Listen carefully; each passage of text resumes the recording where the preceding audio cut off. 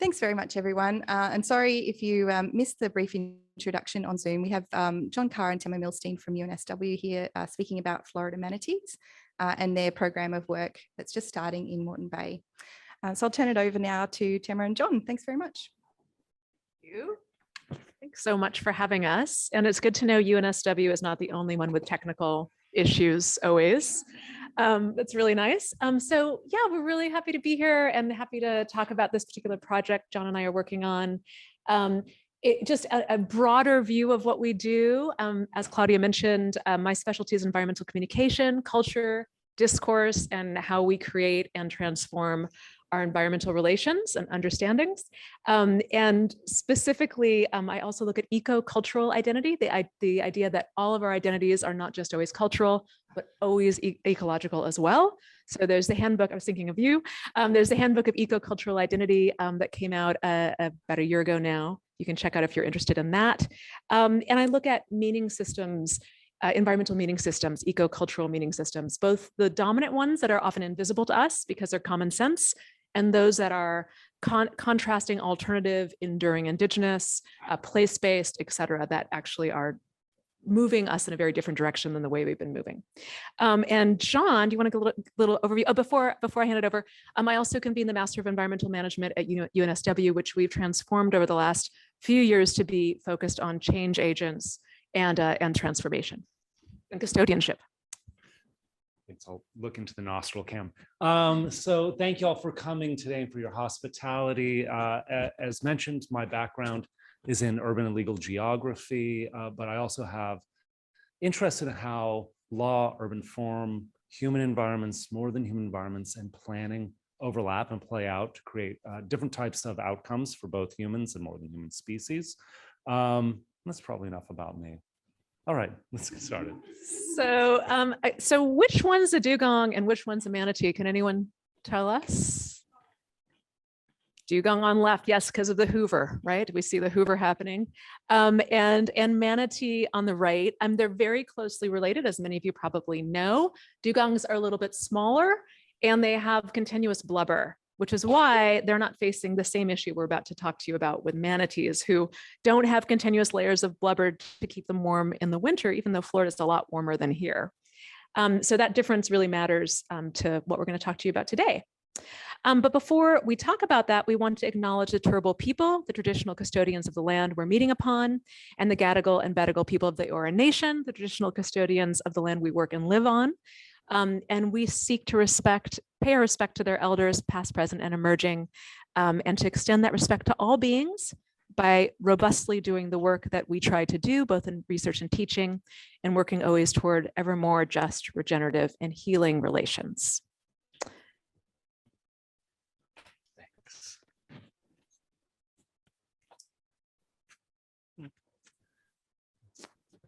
So, the research project that we're offering y'all today comes from a land far, far away. And I don't just mean Sydney, where we live and do our work. I don't mean just Florida in the United States, where this research project is based. I mean, it comes from the land of social science, as you might have figured out.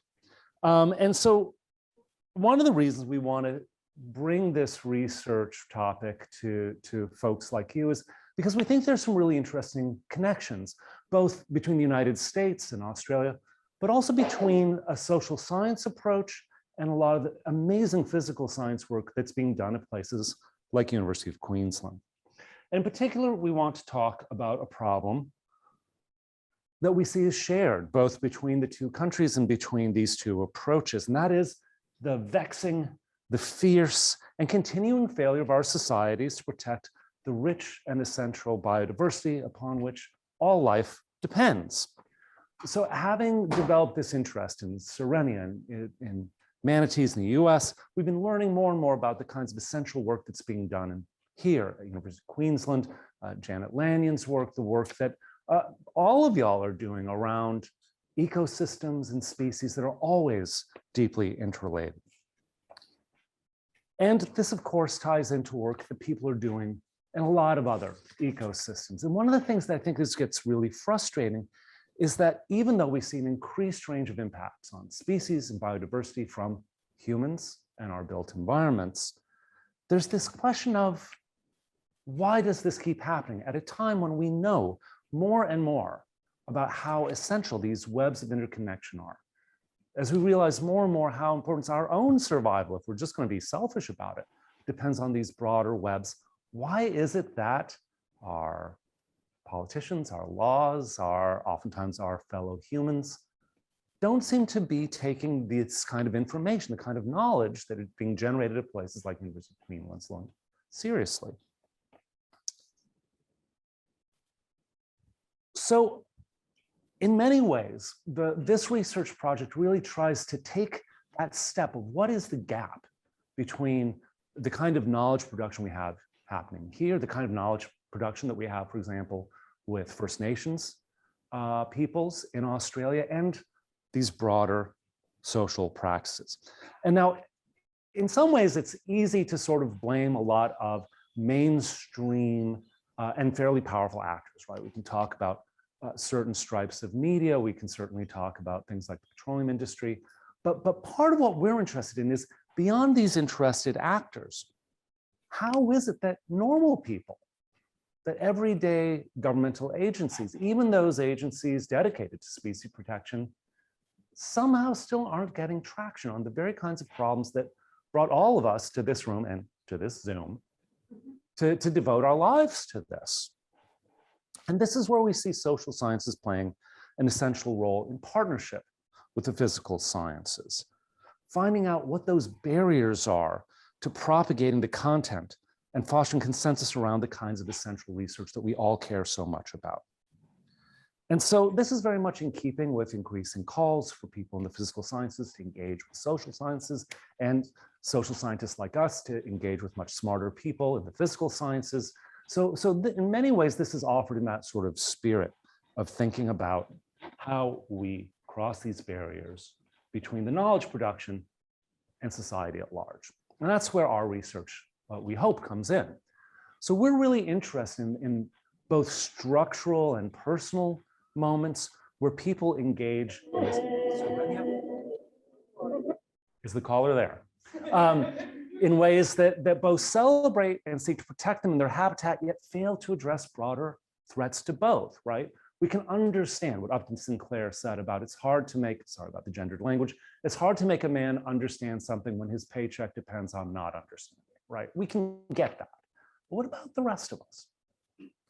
And so in many ways, what we've discovered and what we're going to be talking about today is how this sort of failure to act often occurs through what we call the creation of spaces of ecocultural invisibility. That's spaces in which westernized or industrialized humans individually or structurally work to obscure our own inseparability from nature and natural realms and the kinds of environmental destruction that results from how we've treated humans and nature as separate.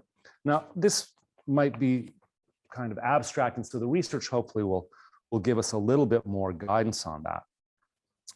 But we see this as being really essential work because the kinds of continued environmental damage we're seeing requires widespread and massive inaction.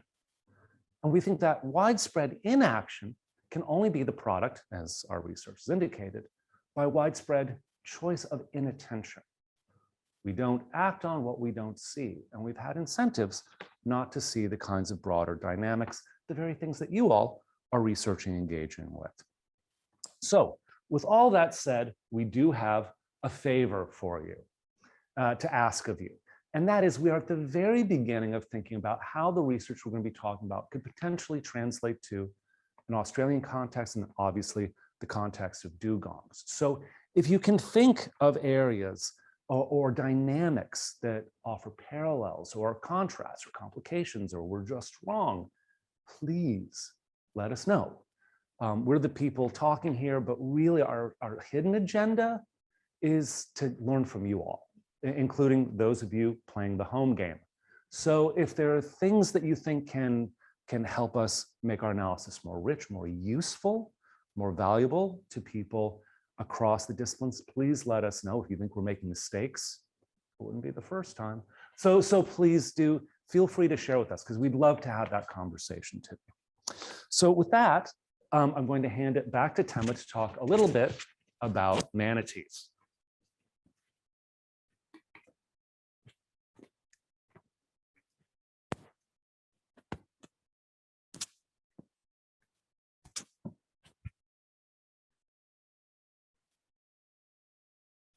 All right, so we're gonna put us into this site that we're talking about. This is not the Gold Coast, although there's a lot of similarity.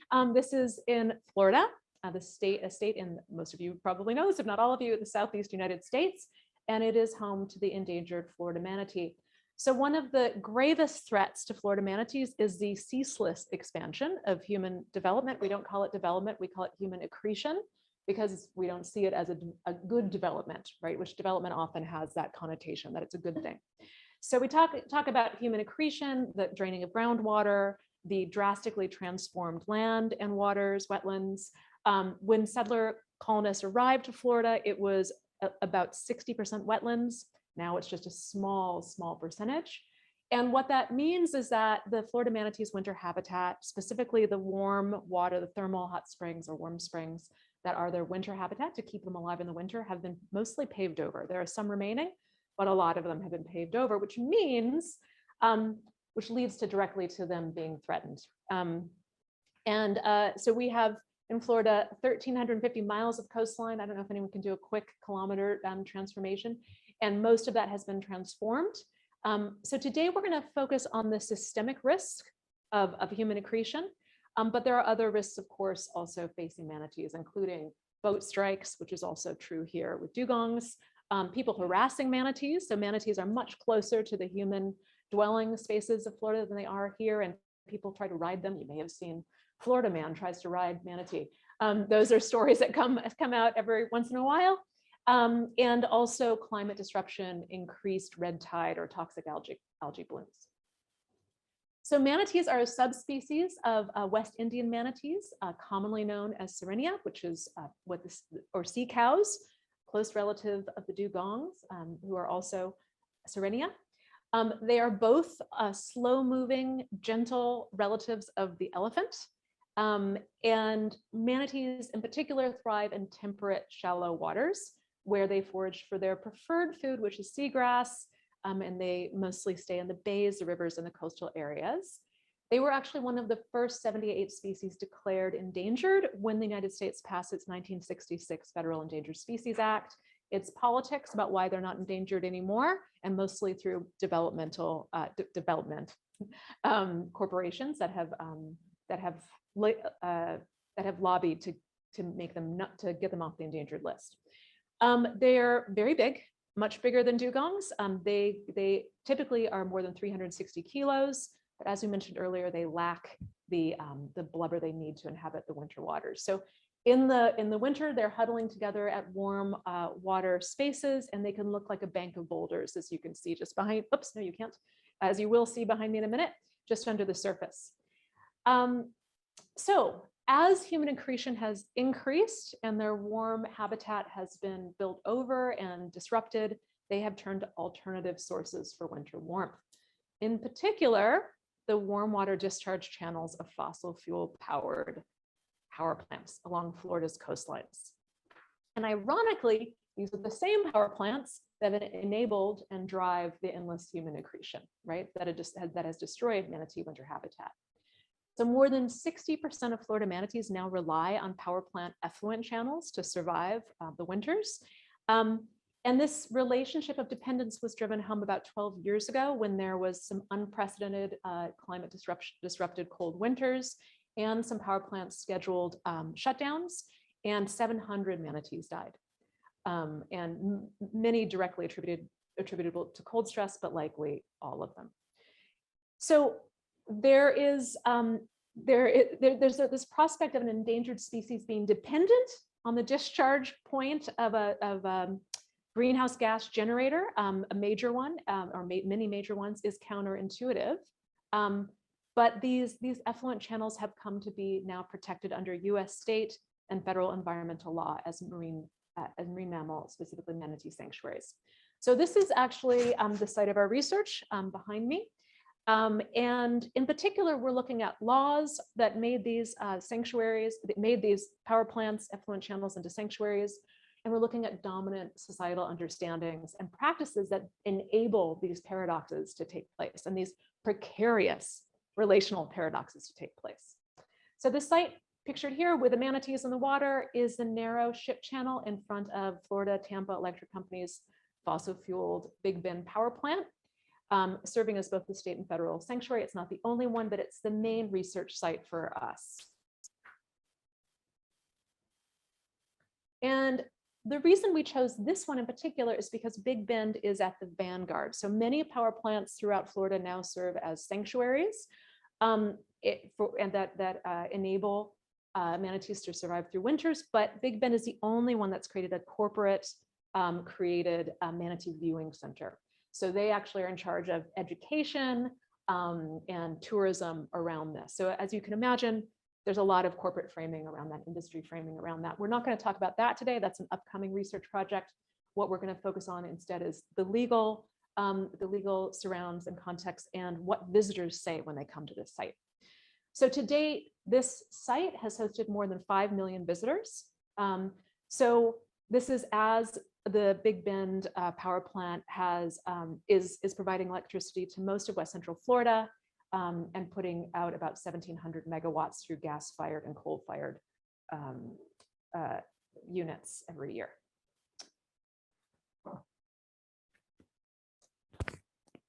You'll come to really look forward to this whole microphone switch out thing. It's one of the high points of the show. Just never gets old. All right, so how might we understand such a paradoxical site?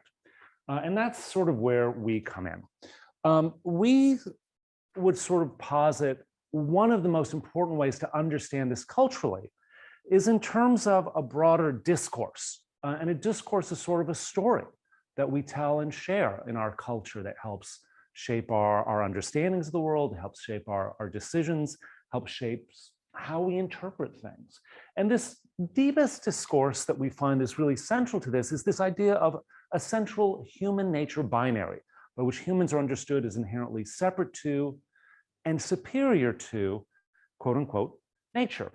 And a lot of work has been done talking about how, in many ways, the pillars of modernity, when we think about current market-based systems of exchange, rationality, technology, and even our personal identities are premised on us somehow being different than, separate than, oftentimes entitled to mastery over those other areas and species on Earth. And of course, the physical sciences themselves indicate that this is not correct. Depending on what study you look at, it looks like the most current work indicates that only barely half of the number of cells in a human body are actually human. The rest are microscopic critters, bacteria, archaea, protists, fungi, and viruses. Recent research out of the physical sciences even indicates that what we want to eat is partially formed by discussions that we have with our gastrointestinal biota and what it wants to eat. And in the flip side, as the physical sciences have indicated, no part of nature is separate from human impact, whether it's plastics found at the highest peaks of Mount Everest, or microplastics found in the deepest parts of the ocean, or even the daily impacts that we're having on our climate. The idea that somehow humans are separate from any part of our Earth is no longer tenable. And yet, notwithstanding these now fairly apparent truths, our very identities are really premised on this binary. To be a westernized human, to be a modern human, is very much defined by a narrow range of high energy and high resource use performances of life activities. And these are familiar, right? Whether it's calling certain portions of the Earth our own property, mine. I always teach my law students the nacho cheese theory of property. How do you know it's my cheese? Because it's nacho cheese. Stay away from it.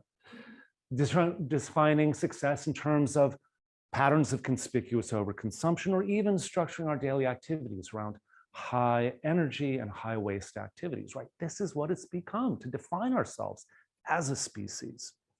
So given the essential role of this human nature binary in defining human lives, spaces such as the TECO Manatee Viewing Center pose kind of what we would describe as almost an existential threat.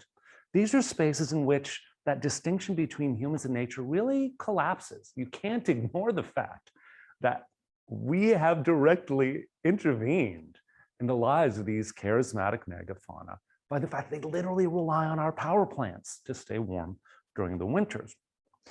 And we argue that when faced with these kinds of spaces in which this binary of human nature collapses, one of the things we do, and this is sort of a fancy social science term, but if we think about it in reality, we can really recognize in our own lives how we create what we call spaces of ecocultural invisibility, spaces in which we blind ourselves to this inseparability between our own actions and choices and society and structure and the kinds of impacts we're having on the more than human world. So obviously, destructive sites, destructive practices are never truly invisible, particularly to those humans or those more than human species who are subject to them. The manatees know what's going on. They know it's cold. But that said, there is a range of institutional and interpersonal and cultural practices that obscures the presence of these interactions. And they can include things that we're familiar with, things like greenwashing, individual cognitive dissonance, willful ignorance, and even institutional and legal silence and inaction. So regardless of how they're achieved, these sort of spaces of ecocultural invisibility are what allow us to obscure and live our lives without being held back by this collapse of this fundamental concept that we are separate from and entitled to dominion over the rest of the world.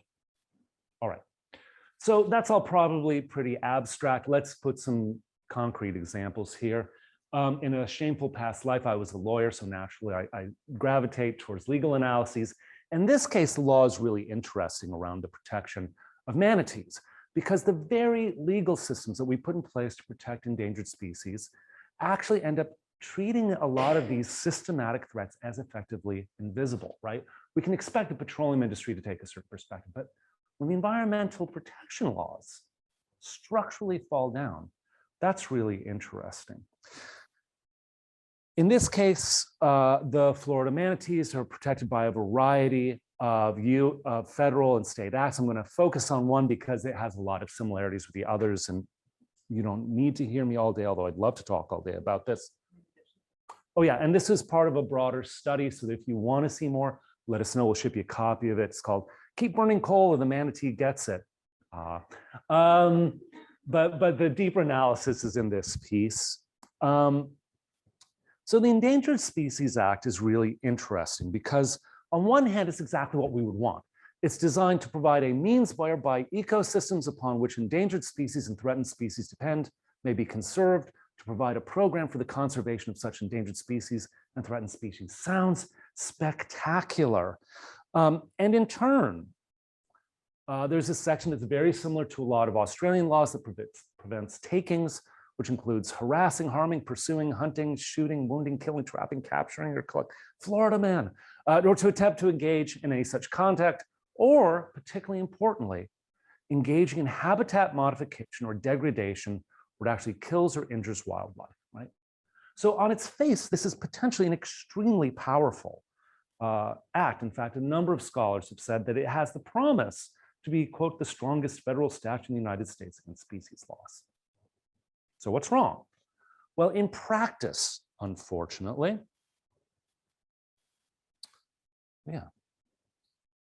the way the Endangered Species Act plays out is really different, because at the same time it sort of sets out this agenda, its protections are limited to what are defined as critical habitat. And look for lawyers when they start parsing language. It gets really tricky.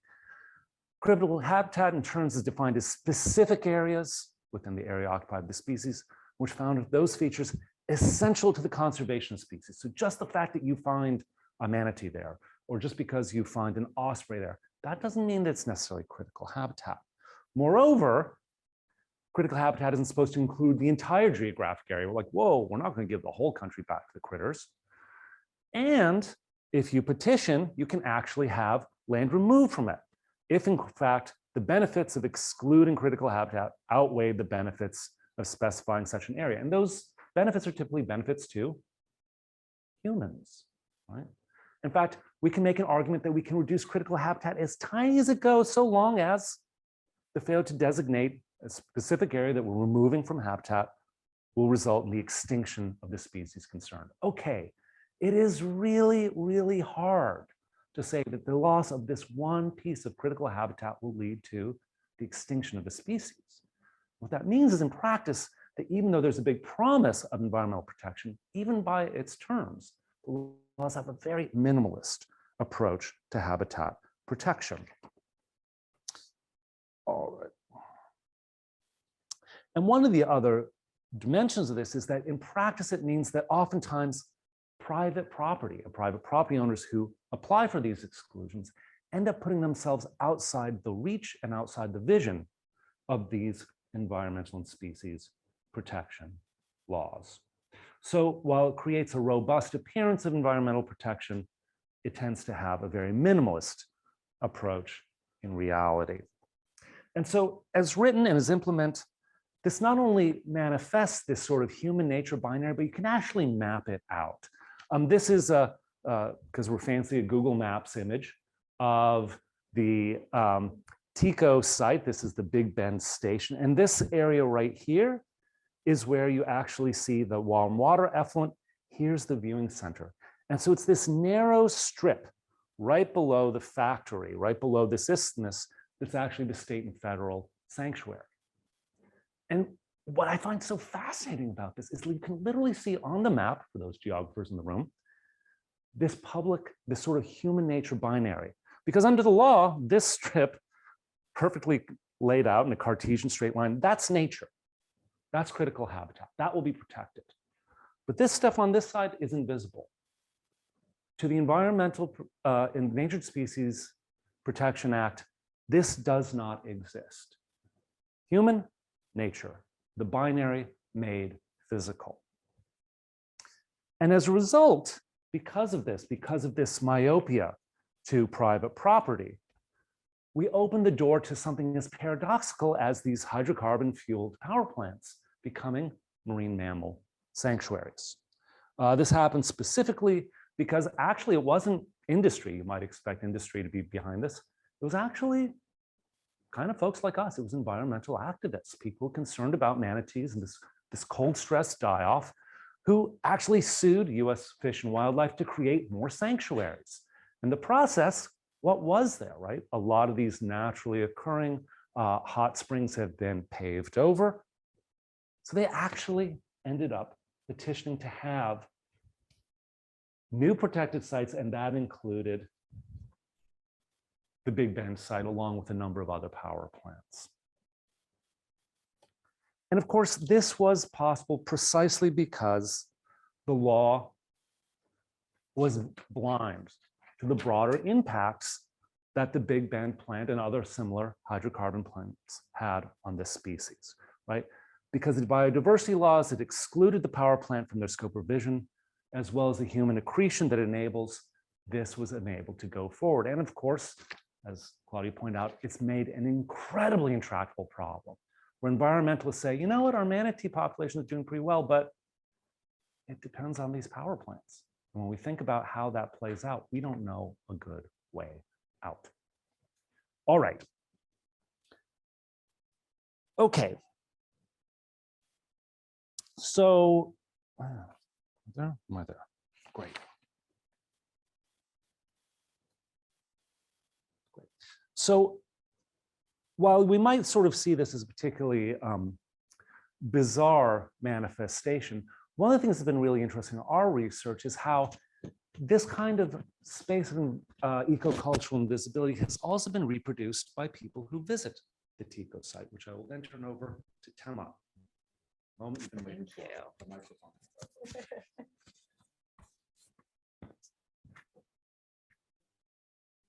you. All right, so I'm going to discuss another part of the study, which focuses on those everyday people like you and I who go to places to see wonderful marine mammals and then decide maybe to review that experience on TripAdvisor or Google Maps or Yelp afterwards. And I don't know if any of the rest of you like to look at those reviews before you go places. I really do. And I kind of find it amusing as well often, but definitely informative. So this part of the research was actually looking at those reviews and looking at how people talk about these particular sites. So we could look at those everyday people who visit those sites, including all of us. And part of that is because we really want to look at the everyday discourses, the everyday ways that you and I talk about such sites, and how those actually can further render invisible our eco-cultural entanglements, how they can actually cause further ecological blindness. So how that blindness is actually reproduced through the ways we communicate with one another, the very common sense that we reproduce with one another. The article that we've published on this research so far is up there, so please feel free to take a deeper dive. There's lots of fun visitor quotes there. Overarching what we found is that notwithstanding the inescapable visual and sonic presence of this power plant, which you can see in some of these images, right?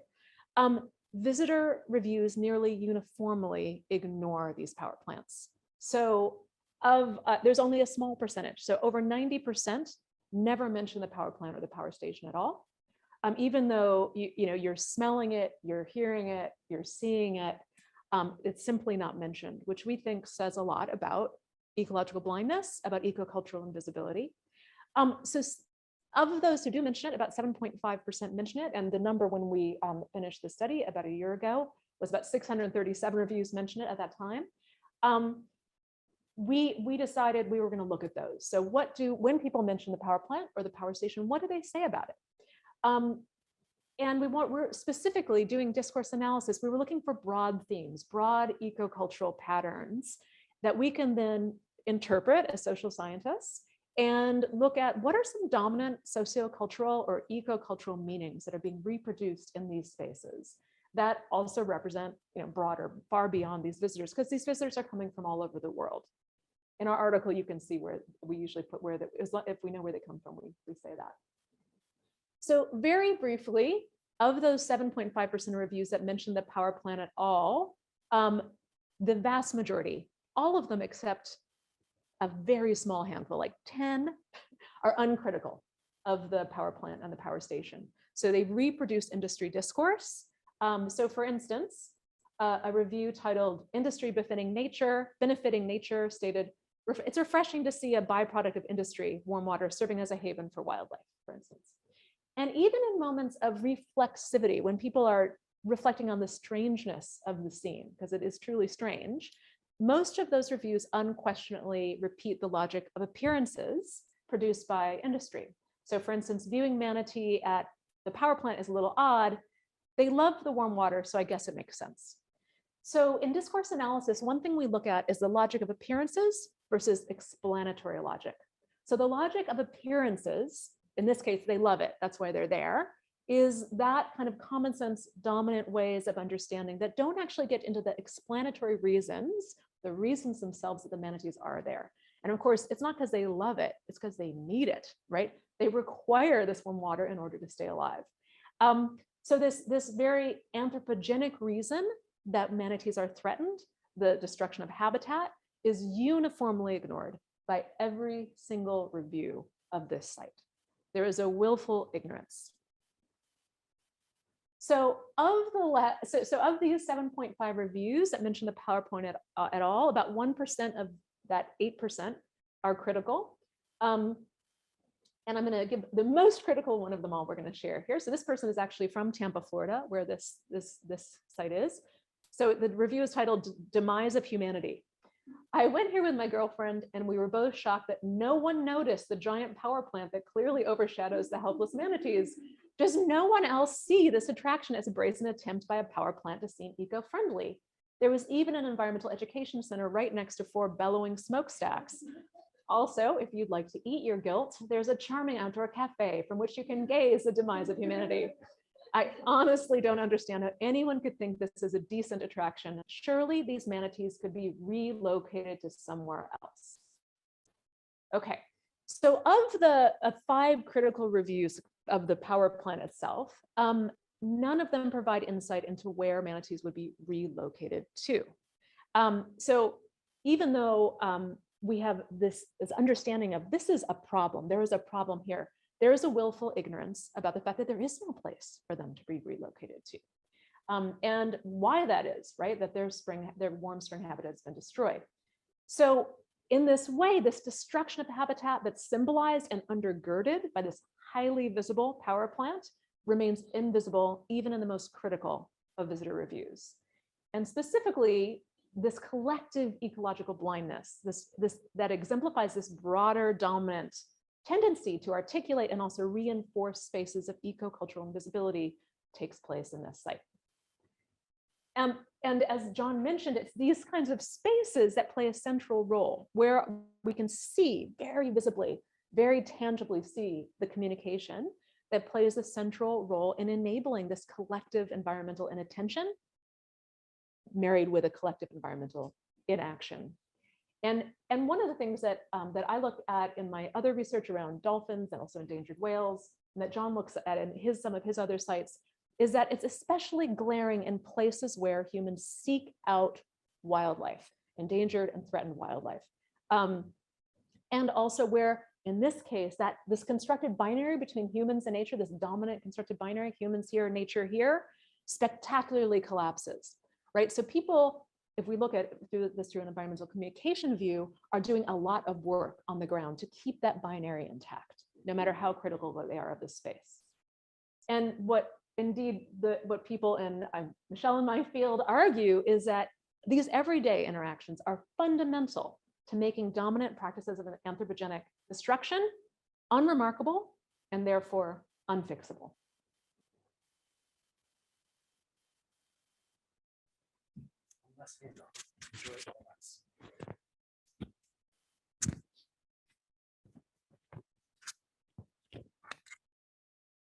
Okay. So taken together, right, we can see both sort of structural and institutional and individual efforts to not see this. And the big part of what we think is interesting is not seen isn't just the power plant, right? But it's the entire system of urbanization, that entire region that exists because the power plant doesn't exist in isolation. It's there so that people in and around Tampa, Florida can play Xbox and Netflix and chill and have cold yogurt, right? That's part of what we don't see. And that's one of the reasons that we think that these efforts to reproduce spaces of ecocultural invisibility are so prevalent, right? Because beyond this sort of bizarro nature of the Tampa Electric Company Manatee Viewing Center, we would argue that we can see similar spaces of invisibility all around us. Whether it's the homes we build over forests, grasslands, wetlands, and watersheds, to the ecosystems that we burn and desertify to feed livestock, to such recreational spaces as golf courses that we terraform and genetically engineer with alien plant species, and from which we banish native biodiversity. So inevitably, these bigger patterns end up sort of blinding all of us. Wonderful Australian theorist Val Plumwood described a lot of these as shadow spaces. Quote, all those places that produce or are affected by the commodities you consume, places consumers don't know about, don't want to know about, and in the commodity regime, don't ever need to know about or take responsibility for. And so this is why we argue that we do this, and I'm not the people in the room, like we're all the good people, right? But as a broader society, why we engage in these patterns of invisibility, because to live as a modern human is to live in conscious inattention to our interconnections with and our breathtaking damage to our ecosystems. And it's those connections that we see as being so essential to pay attention to. Which of course raises the question of why this kind of conscious inattention takes place at a time when we know more and more the risks to ourselves and the risks to our broader biosystems that this involves. And we argue that this, to use a fancy term, is an ontological crisis in normal person language. This is really about how we've defined a life, right? There's a kind of almost vertigo of realizing the way that our contemporary lives have been structured depend on this human nature binary. It depends on these kinds of shadow spaces. It depends on these kinds of systems of production and distribution that actually undermine our own survival. To recognize it's our own systems of overconsumption that keep destructive fossil fuel burning plants like Big Bend running, our own systems of unsustainably built homes and infrastructure that destroy habitat of countless species. That is this vertigo. And to deal with it, we need to redefine who we are. Otherwise, as a species, not the people in this room, we'll continue to redefine and recreate these spaces of ecocultural invisibility. So with that said, now comes the big ask, not a contribution financially, but a contribution intellectually. So if there are things that we've talked about, oh yeah, I said that, I was so clever. If there are things we've talked about that resonate for your own personal experience, that resonates with your own research sites, that resonates with your own experiences, or with things you know about Australia, or that don't resonate, we would love to hear that, because we are interested in the way that we can find parallels and differences between the very paradoxical experiences that we have in the United States around manatees, and also some of the very substantial structural threats and individual and anthropogenic threats that dugongs face. So with that, thank you for indulging strangers in a strange land. And we'd love to hear any questions or comments you might have.